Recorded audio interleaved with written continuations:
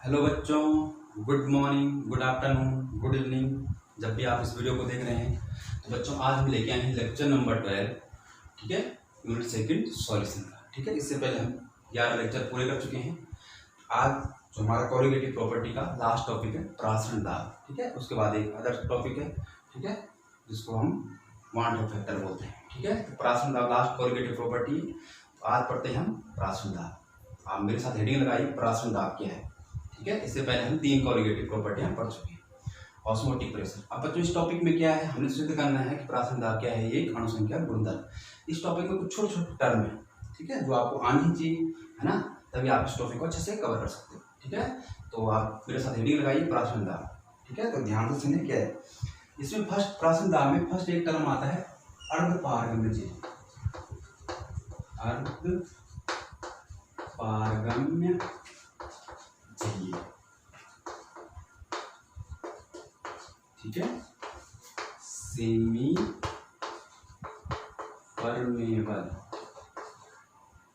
Permeable membrane.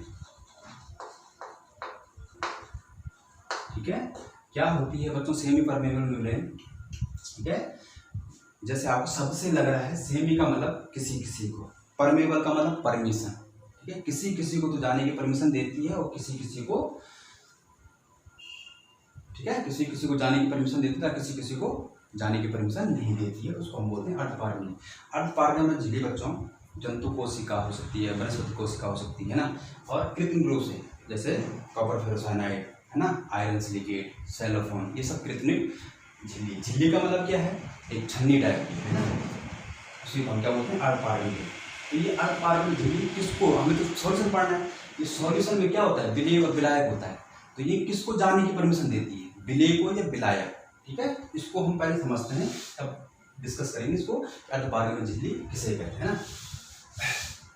तो अर्धपारगम्य झिल्ली में हमारे पास विलयन क्या होता है, एक सॉल्यूशन में विलेय होता है, हमारे पास सॉल्यूशन बनता है विलेय होता है और विलायक होता है।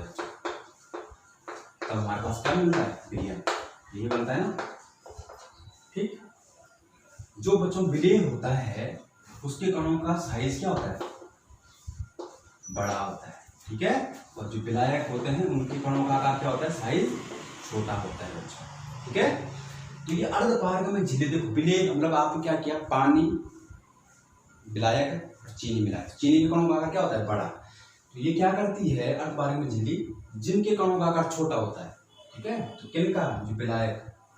ठीक है, तो विलायक के कणों को क्या करती है, अपने से जाने की परमिशन दे देती है, लेकिन विलेय के कणों क्या कर देती है, रोक देती है।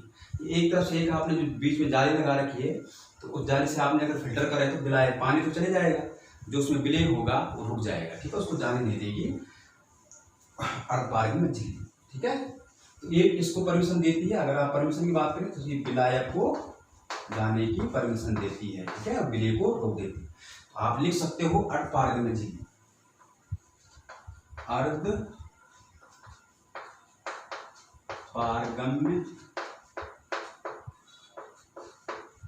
झिल्ली उस झिल्ली को कहा जाता है,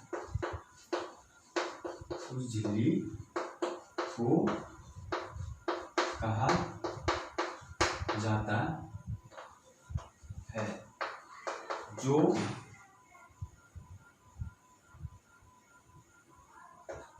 विलायक को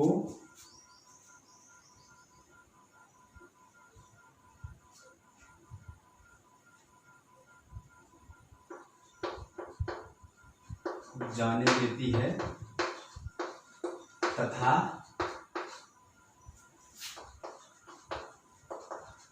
विलेय को जाने से रोक देती है, जाने से रोकती है, इसलिए हम क्या बोलते हैं, अर्धपारगम्य झिल्ली बोलते हैं। ठीक है, इंपॉर्टेंट इसके लिए नहीं है, इंपॉर्टेंट हमें प्रासरण दाब पढ़ना। ठीक है, पर आपको ये झिल्ली एक क्लियर है, जैसे हमारी ये बाहरी सेल्स है ना, ये भी क्या है, ये झिल्ली है। ठीक है, इससे पसीना हमको आता, पसीना आ रहा है, पसीना आ रहा है लेकिन ब्लड तो नहीं आ रहा। ठीक है, इसका मतलब जो पसीना है वो क्या है, विलायक, उसका साइज छोटा है। यहाँ पे ध्यान रखना, मैंने क्वांटिटी की बात नहीं की है। ठीक है, मैंने किससे, क्योंकि बहुत सारे बच्चे बोल रहे होंगे कि विलेय तो क्या होता है है ना, कम होता है। और सलीकृत की बहुत बड़ा, मैं आकार की बात कर रहा हूँ, साइज की। विलेय के जो कणों का आकार होता है वो बड़ा होता है और विलायक के कणों का क्या होता है, छोटा। तो ये अर्धपारगम्य झिल्ली क्या करती है, विलेय को तो जाने देती है, लेकिन विलायक को तो जाने देती है और विलेय को क्या करती है, रोक देती है। जैसे आप घर में देखो, आपकी मम्मा चाय बनाती है, ठीक है, तो चाय बनाने के बाद क्या करते हैं, छन्नी से छानते हैं। जो छन्नी है वो क्या है, आपकी एक अर्धपारगम्य झिल्ली। तो क्या होता है कि आप चाय छानते हो, चाय तो नीचे जाती है, लेकिन ऊपर क्या बचती है, चाय पत्ती। इसका मतलब जो चाय पत्ती क्यों रुकी, क्योंकि उनका साइज बड़ा था, है ना। चाय क्या था, विलायक, पानी जो था वो नीचे आ गया, तो विलायक को क्या किया, उसने जाने की परमिशन दी, चाय को, जो चाय थी उसको जाने की परमिशन दी, और चाय की पत्ती को क्या किया, उसने रोक दिया, ठीक है। तो ये अर्धपारगम्य झिल्ली को जो आप घर में यूज करते हो, उससे आप थोड़ा आइडिया लगा सकते हो कि अर्धपारगम्य झिल्ली क्या होती है। इसके बाद बच्चों एक छोटा सा टॉपिक है, इससे प्राशन दाब से पहले प्रासरण क्या होता है, पहले ये समझ में आ जाए तो हमको पता चलेगा क्या है प्राशन दाब। प्रासरण, ठीक है, ऑस्मोसिस क्या होता है, ऑस्मोसिस। तो इसके लिए मैं एक सेटअप बना रहा हूं, उसको ध्यान से देखें। इस सेटअप में हमने क्या किया, बीच में एक अर्धपारगम्य झिल्ली लगाई, ठीक है।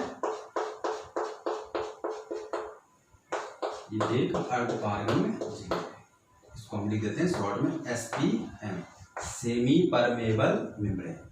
इसमें क्या क्या है बच्चों, इसमें मैंने एक जगह क्या किया, विलायक वाला, ठीक है, विलायक, प्योर वाटर आप बोल सकते हो, प्योर वाटर, ठीक है।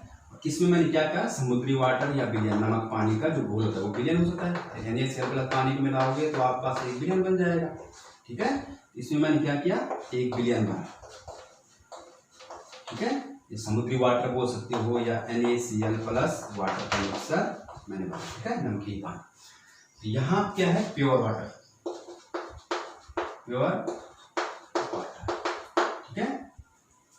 अब बच्चों देखो ये अर्धपारगम्य झिल्ली है, ठीक है, हमने प्रासरण देखा। अब देखो प्योर वाटर, यहाँ पे वाटर की कंसंट्रेशन क्या है, H2O की कंसंट्रेशन क्या है, यहाँ पे हाई है, उच्च है, क्योंकि पानी पानी है, प्योर है बिल्कुल। और यहाँ पे भी पानी है, यहाँ पे भी H2O है, लेकिन कंसंट्रेशन कैसी है, लो, क्योंकि यहाँ तो नमक भी है उसके साथ, है ना। आपने देखा होगा बच्चों, समुद्र में लोग प्यासे मर जाते हैं, ठीक है, क्योंकि चारों तरफ पानी होता है, लेकिन उस पानी को हम पी नहीं सकते, खारा पानी, ठीक है। तो क्या है, एक सॉल्यूशन है, ठीक है, नमक का पानी, ठीक है। बहुत सारे लोग ऐसे समुद्र में प्यास से मर जाते हैं जब पानी नहीं रहता उनके पास, ठीक है, उस पानी को हम पी नहीं सकते। तो यहाँ पे देखो बच्चों, ये जो अर्धपारगम्य झिल्ली क्या करती है, ठीक है, अपने आप ही होगा प्रोसेस। जो विलायक है, विलायक क्या है, पानी, उसकी सांद्रता, जो विलायक होता है वो क्या करता है, उच्च सांद्रता से निम्न सांद्रता, यहाँ जो पानी की कंसंट्रेशन क्या है, कम, तो विलायक क्या करेगा, ये भी विलायक है, ये भी विलायक है, पानी विलायक है ना दोनों जगह। तो ये विलायक क्या करेगा, उच्च सांद्रता से निम्न सांद्रता की ओर स्वतः प्रवाह, किसके द्वारा, अर्धपारगम्य झिल्ली के द्वारा, ठीक, उसको क्या बोलते हैं, प्रासरण। या दूसरे इसमें ये कर सकते हो कि विलायक का विलयन की ओर, क्योंकि ये विलयन है, विलायक का विलयन की ओर स्वतः प्रवाह, किसके द्वारा, अर्धपारगम्य झिल्ली के द्वारा, उसको हम क्या बोलते हैं बच्चों, प्रासरण। तो आप लिख सकते हो, ठीक है, प्रासरण क्या होता है, अर्धपारगम्य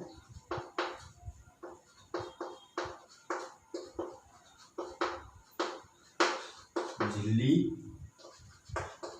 द्वारा विलायक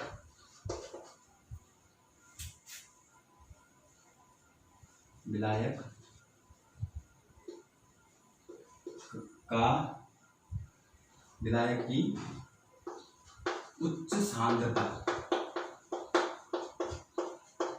से निम्न सांद्रता की ओर स्वतः प्रवाह को परासरण कहते हैं, ठीक है। स्पॉन्टेनियस होता है बच्चों, अपने आप होता है, प्राकृतिक रूप से, ठीक है, अर्धपारगम्य झिल्ली से, ठीक है। विलायक क्या करता है, उच्च सांद्रता से निम्न सांद्रता की ओर प्रवाह होता है। जब ये इधर आएगा तो यहाँ का लेवल बढ़ेगा बच्चों, क्योंकि यहाँ पानी खत्म हो रहा है ना। तो ये प्रोसेस क्या होता है, अपने आप होता है प्रासरण। तो यहाँ का लेवल बढ़ेगा, यहाँ का लेवल क्या होगा, कम, क्योंकि पानी सब इधर आ रहा है। अभी तो हमको लॉस हो रहा है। आपका जो पीने का शुद्ध पानी है वो कहाँ जा रहा है, सॉल्यूशन में जा रहा है, तो आपको लॉस हो रहा है सीधा। ठीक, आप उस लॉस को रोकना है। ठीक, तो उसके लिए अगला जो टॉपिक पढ़ना है प्रासरण दाब। प्रासरण हमने क्या बोला कि अर्धपारगम्य झिल्ली द्वारा विलायक का विलयन की ओर स्वतः प्रभाव को क्या बोलते हैं, प्रासरण। अब प्रासरण दाब क्या हुआ,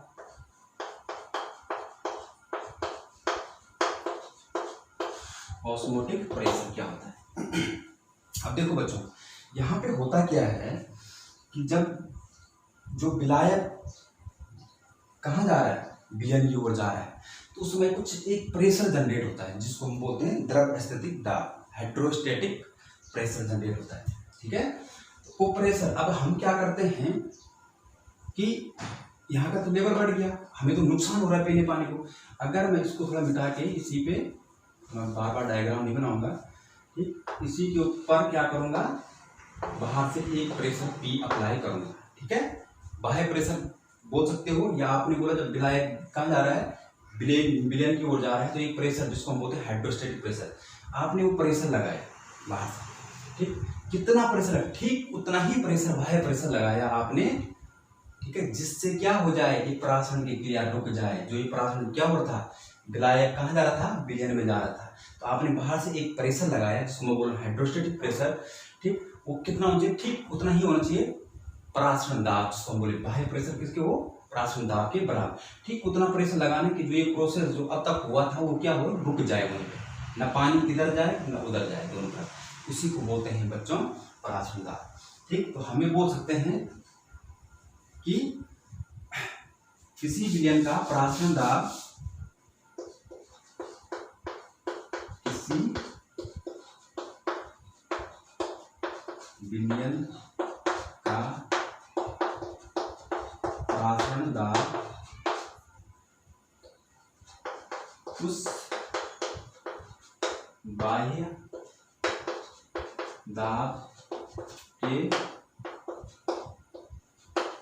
बराबर माना जा सकता है, जिससे कि प्रासरण की क्रिया रुक जाए। ठीक है, उसी प्रेशर को हम क्या बोलते हैं, प्रासरण दाब बोलते हैं। ठीक है, जब आपको क्या होता, प्रासरण क्या होता, विलायक विलयन की ओर जा रहा था, आपका तो विलायक जो पानी था उसको लॉस हो रहा था, तो आपने क्या किया, बाहर से एक प्रेशर लगाया, वो प्रेशर ठीक उतना ही लगाया। ठीक है, मैंने वो ज्यादा लगाया, आपने ठीक उतना ही प्रेशर लगाया जिससे कि क्रिया रुक गई, बंद हो गई। उसी को हम, उसी दाब को हम क्या बोलते हैं, प्रासरण दाब। तो आपने यही लिखा है कि किसी विलयन का प्रासरण दाब उस बाह्य दाब के बराबर होता है। इसका मतलब जो बाह्य दाब आपने पी लगाया वो किसके बराबर है, पाई के बराबर। और प्रासरण दाब को हम बच्चों सिंबल उसका पाई होता है। ठीक है, P इक्वल टू पाई के बराबर होता है। ठीक, आप एक प्रैक्टिकल करते हो है ना, एग वाला, ठीक है, अंडे वाला, उसमें प्रासरण की क्रिया समझ सकते हो आप।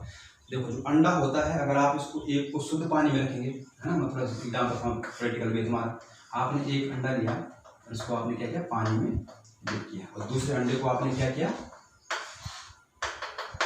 ठीक है, ये क्या किया आपने, NaCl के पानी, नमक के पानी में, और ये क्या है, प्योर वाटर में। ठीक है, प्योर वाटर में रखा।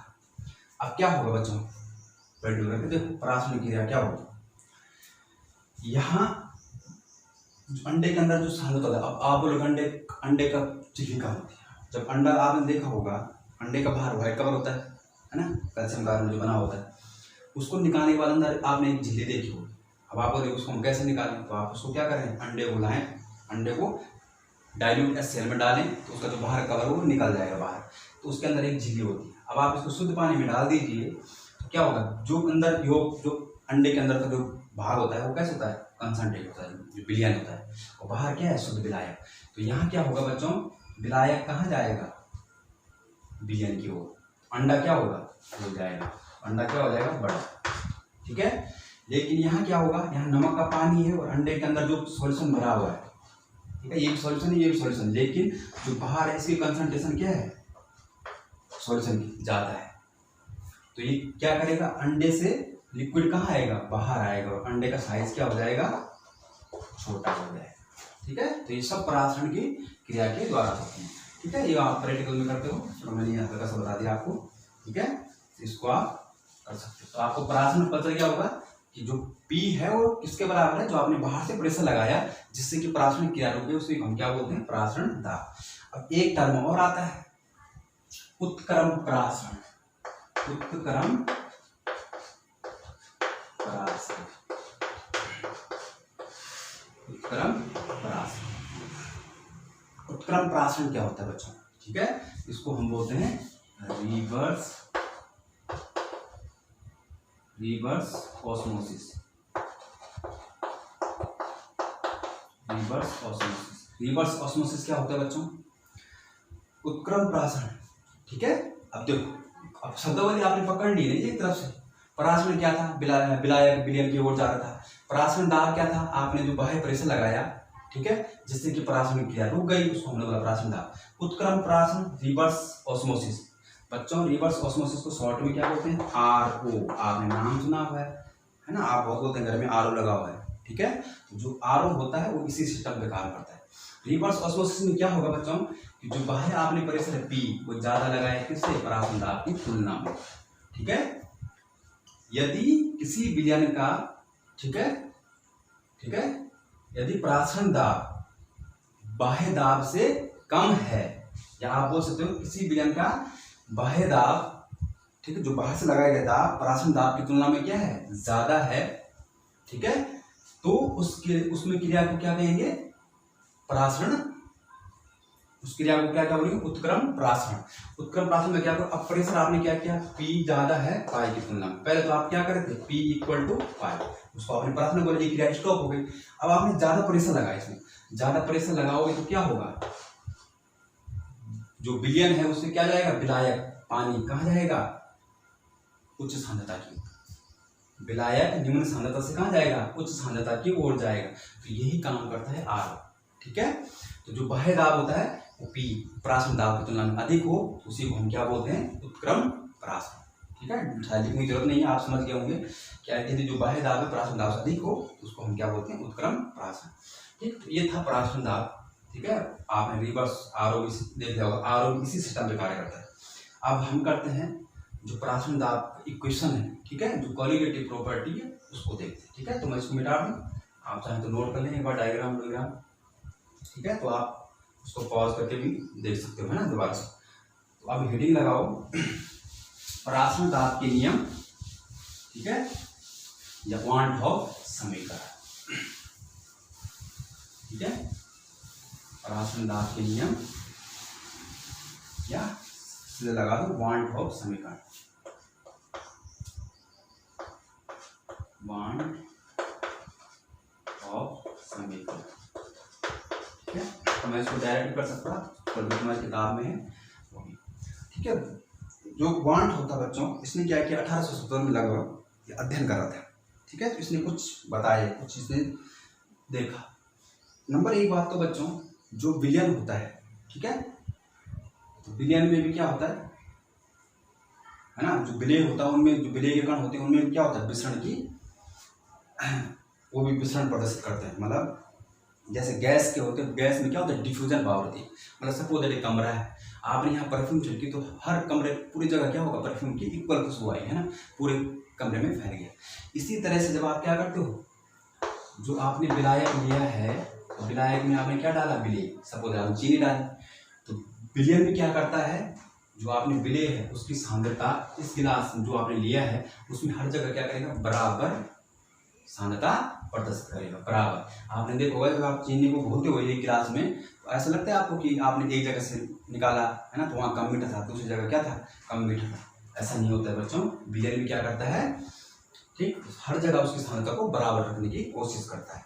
ठीक, इसका मतलब जो बायोवांट होता है उसने बोला कि जो विलय होता है उनमें भी क्या होता है, विलयन के अंदर वो भी विसरण का गुण रखते हैं। ठीक है, तो ये अध्ययन किया, इसने पाया, इसने बोला कि जो हमने 11th में पढ़े थे गैस के नियम, ठीक है, तो जो गैस के नियम होते हैं वो तनु विलयनों पे भी लागू होते हैं।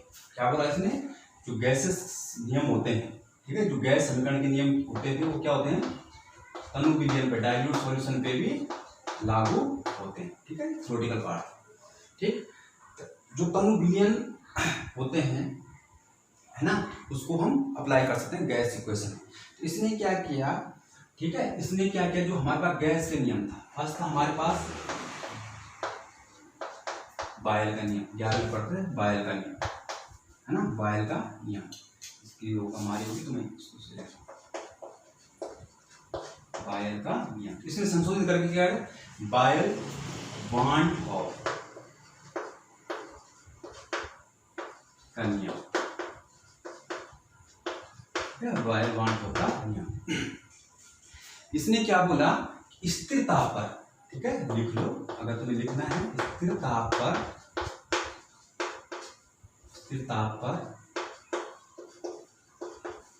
किसी तनु विलयन का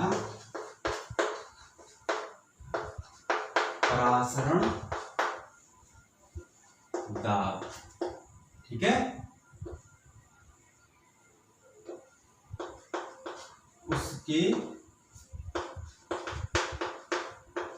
उस विलयन के सांद्रण के समानुपाती होता है, ठीक है। अब आप मैं बताऊं कि जो बायल का नियम था आपने 11th में पढ़ा था वो क्या था, ठीक है।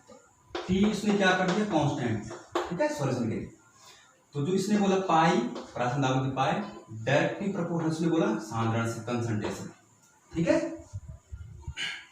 अब आप जानते हो कि C बराबर क्या होता है बच्चों, N/V, सांद्रता क्या होती है, मोल अपॉन आयतन, पर लीटर में कितने मोल आपने डाले, ठीक।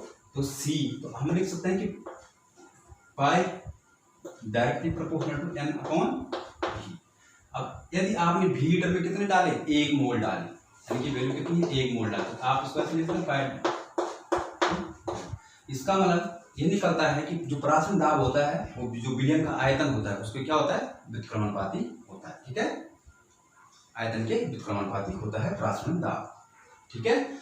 आपने 11वीं में पढ़ा था, तो आपने वहां क्या पढ़ा था, P directly P inversely proportional to N, ये तो पढ़ा था, यही तो इक्वेशन है, ठीक है, इक्वेशन नंबर 1 आपकी बन चुकी। दूसरा इसने ये जो गैस के नियम थे, बायल के, चार्ल्स के नियम, उन्हीं को उसने कन्वर्ट किया। दूसरा नियम आता है बच्चों चार्ल्स, और इसने अपना लगा लिया वांट हॉफ का नियम, इसमें इसने क्या किया, विलयन का जो तनु विलयन है उसकी, जो तनु विलयन की किसी तनु विलयन की स्थिर सांद्रता पर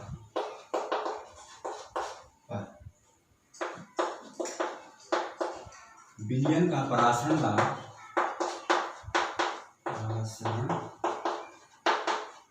दाब, विलयन का परासरण दाब, ठीक है, परम ताप के समानुपाती होता है, ठीक है। इसने क्या किया, जो सॉल्यूशन का कंसंट्रेशन को क्या कर दिया, इसने कांस्टेंट कर दिया। तब इसने क्या बोला कि pi directly proportional to P, question number, ठीक है। तो वहां भी आप तो ये बोलते हो कि आपने क्या कर दिया था, वहां पे आयतन को कांस्टेंट कर देते थे, है ना, और तब P क्या होता था, मैं उसको भी बताता हूँ, P क्या होता था, directly proportional to P, Charles का नियम ही होता, ठीक है। तीसरा है बच्चों, ठीक है, एवोगाद्रो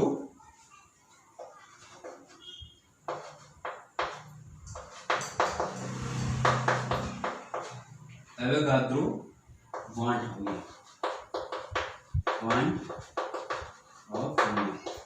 इसने कुछ नहीं किया बच्चों, इसने क्या किया, जो गैस के नियम थे उन्हीं को संशोधित करके इसने परासरण दाब पे अप्लाई कर दिया, क्योंकि उसने देखा कि जो तनु विलयन होते हैं, ठीक है, वो गैस के, जो गैस होती है उनके भांति व्यवहार करती है, ठीक है। एवोगाद्रो ने ये क्या बोलता है, यदि 2 तनु विलयनों का, ठीक है, यदि 2 तनु विलयनों का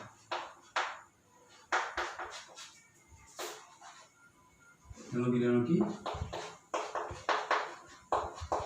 सांद्रता तथा परासरण दाब समान हो तो उस विलयन के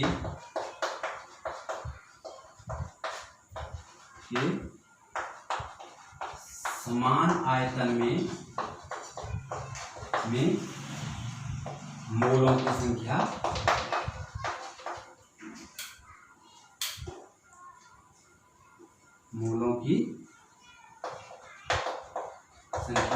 समान होती है। ठीक है, अगर उसने बोला कि जो पाई किसके बराबर है, कंसंट्रेशन के बराबर, दो विलयन के लिए। ठीक है, अगर प्राशन दाब क्या है, सांद्रता उनके समान है 2 विलयनों की। ठीक है, इसके 2 सॉल्यूशन की। ठीक है, 2 सॉल्यूशन की अगर प्राशन दाब और सांद्रता क्या है, समान है, तो जो आयतन होता है भी, ठीक है, किसके होता है, बराबर n मोल के बराबर। बस इनको उसने मिला दिया, जैसे वहां मिलाया था हमने, जो चार्ल्स नियम, बायस नियम को मिला के हमने क्या किया था कि आदर्श गैस समीकरण को हमने डिस्क्राइब किया था। ऐसे इसने प्राशन दाब के लिए भी समीकरण डिस्क्राइब किया। ठीक, तो अब समीकरण नंबर 1 और 2 से, ठीक है, समीकरण नंबर 1 और 2 से इसको नोट करें। ठीक है, तो 3 नियम थे, कभी पूछ देता है वाई वांट ऑफ का नियम क्या था, या कभी पूछ देता है वांट ऑफ समीकरण क्या है ना, सिद्ध कीजिए। ठीक है, तो आप उनको भी याद कर सकते हो, है ना। मैं चाहे उसको डायरेक्ट बताऊंगा, भी डायरेक्ट बताऊंगा आपको, आप थोड़ा ध्यान रखिए इस चीज को। ठीक है, नोट कर दिया होगा, ये होगा तो पॉज करके आप कर लें, मिटा दें 1 2 3। तो आपके पास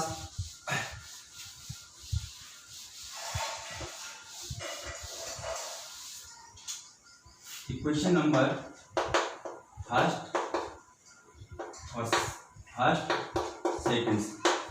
फर्स्ट इक्वेशन क्या थी, पाई इनवर्सली प्रोपोर्शनल टू वॉल्यूम, ये था ना इक्वेशन नंबर फर्स्ट थी। इक्वेशन नंबर सेकंड क्या है, पाई डायरेक्टली प्रोपोर्शनल टू टी। ठीक है, चाहो तो तीनों को मिला दो, तो आप इसको लिख सकते हो ऐसे पाई, क्योंकि तो सेम है पाई, इसको आप directly proportional to T upon D कर सकते हो। ठीक, अब बच्चों जब आप क्या करते हो, प्रोपोर्शनल चिन्ह हटाते हो तो एक कांस्टेंट लगाते हो, उसने भी एक कांस्टेंट लगाया, किसने, वांट ने। ठीक है, क्या किया, पाई बराबर एस टी। ठीक है, और डी, तो आप इसको ऐसे लिख सकते हो कि पाई भी बराबर एस टी।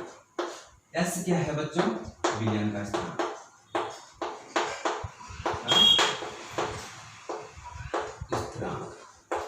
ठीक है, और वांट ऑफ ने सिद्ध किया कि जो एस की वैल्यू होती है वो गैस कांस्टेंट आर के बराबर होती है। ठीक है, तो मैं इसको जब एस की वैल्यू आर के बराबर है तो मैं इसको ऐसे लिखता हूं, पाई भी बराबर आर टी। ठीक है, और आपने थर्ड इक्वेशन पढ़ी थी कि भी किसके बराबर होते हैं, अगर भी आयतन में कितने होते हैं, number of mole N present है, तो आप यहाँ लिख लगा सकते हो उसको, इक्वेशन नंबर 3 पाई भी बराबर एन आर। इसी समीकरण को बोलते हैं बच्चों वांट ऑफ समीकरण। ठीक है, जो तीसरा अवोगाद्रो वांट ऑफ का नियम था वो ये तो बोलता है कि ये 2 तन विलयनों का सांद्रता और प्राशन दाब क्या है, समान है, तो उनके समान आयतन में मोलों की संख्या क्या होती है, समान। ठीक है, तो इस तरह से उसने निकाली। ठीक है, ये उसकी समीकरण।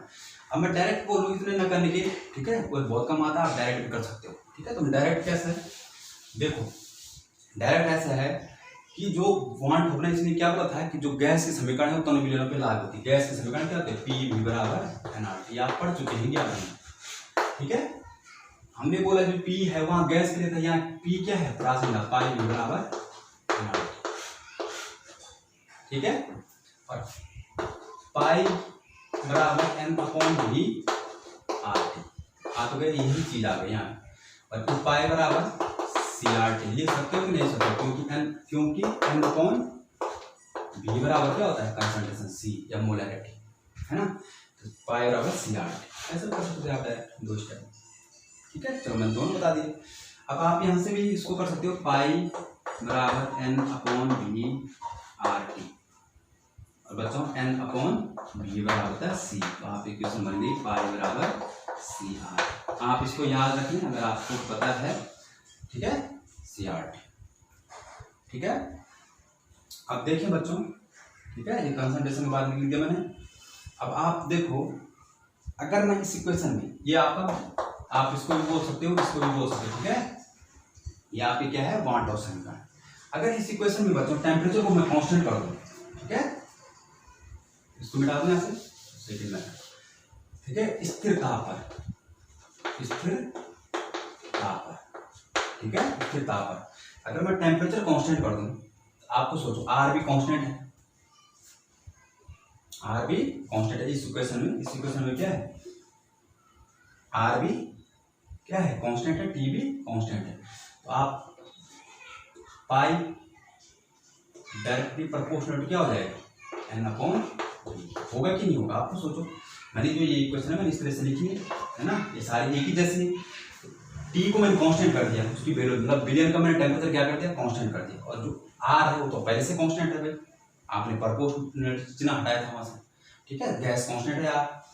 तो आपका क्या बनेगा, पाई एन अपॉन बी। तो हमें यही तो सिद्ध करना था कि परासरण दाब क्या है, एक अणुसंख्या गुणधर्म है, क्योंकि जो परासरण दाब है, ठीक है, वो डिपेंड करता है कि जो भी लीटर आयतन में आपने कितने मोल डाले हैं विलेय की। इसलिए ये जो परासरण दाब है विलेय की मात्रा पर, नंबर ऑफ मोल्स पर निर्भर करता है, न कि उसकी प्रकृति पर। इसलिए परासरण दाब क्या है, ये कॉलिगेटिव प्रॉपर्टी है बच्चों, अणुसंख्या गुणधर्म, ठीक है।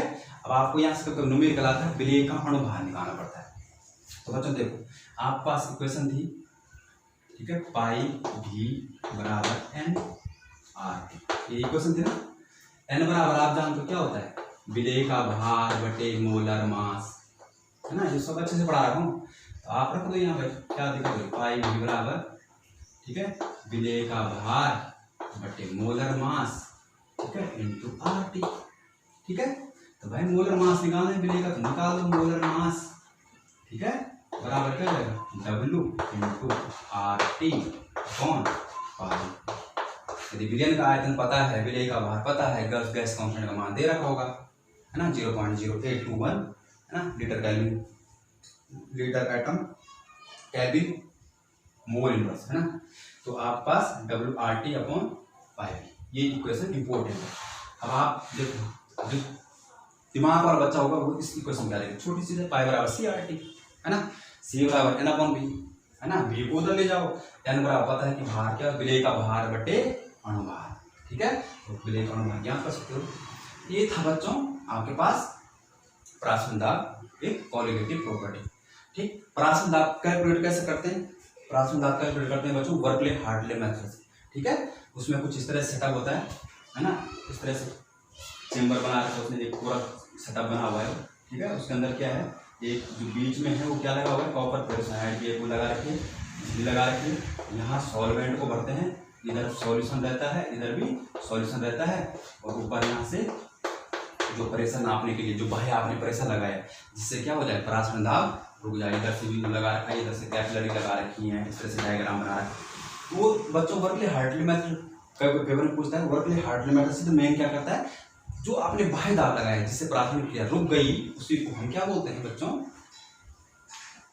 वर्कले हार्टले परासरण दाब यहाँ तक करते हैं, जो हमने बाह्य प्रेशर लगाई, ठीक, वो प्रेशर जो प्राथमिक क्रिया को रोक जाए, उसको मापने का ये केंद्र है वर्कले हार्टले विधि द्वारा, ठीक है। आई होप आपको समझ में आ गया होगा, अगर नहीं समझ में थोड़ा दोबारा देखिए, बहुत इंटरेस्टिंग टॉपिक है, छोटा टॉपिक है, ठीक है, परासरण दाब क्या है, ठीक है। आई होप आपको अच्छी तरह से समझ में आ गया होगा, है ना, रिवाइज करके देख सकते हो। Thank you, all the best.